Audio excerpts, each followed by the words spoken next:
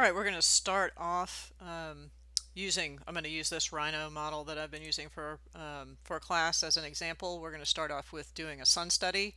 And the first thing I want to do is show you how I set up my views. You can set them up however you want. But basically what I do is I draw like a little vertical line. So if I pick this line here and I just go to its properties over here, and let's look at the details of it.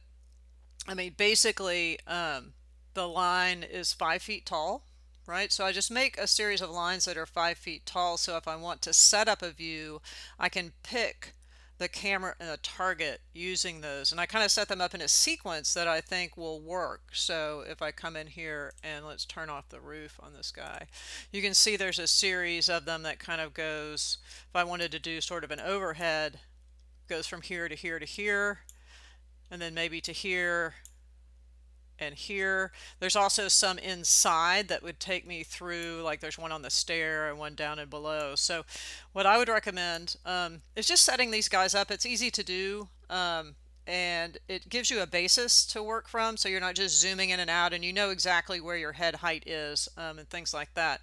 The first view that we're going to do is going to be, we're going to be standing still and doing a sun study. So I've created right here a vertical line for where I want to stand, and I want to be standing on this third floor so I can see the sun sort of coming through the roof and how it's casting on the third floor. So what you can do, and I also have another line set up over here, is you can go in and set those lines up and then choose, using those lines, choose your camera view.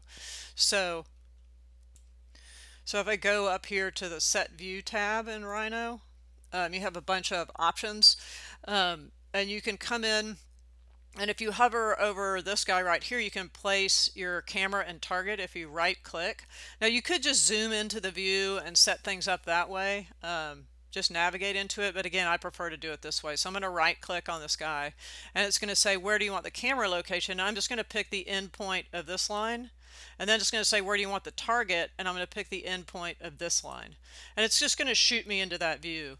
And immediately when I do that, I'm going to go to my named views up here, right, and I'm just going to save that. So I'm going to go save as, and I'm going to save this as sun study. All right, and click OK. And so basically I would recommend setting these guys up first.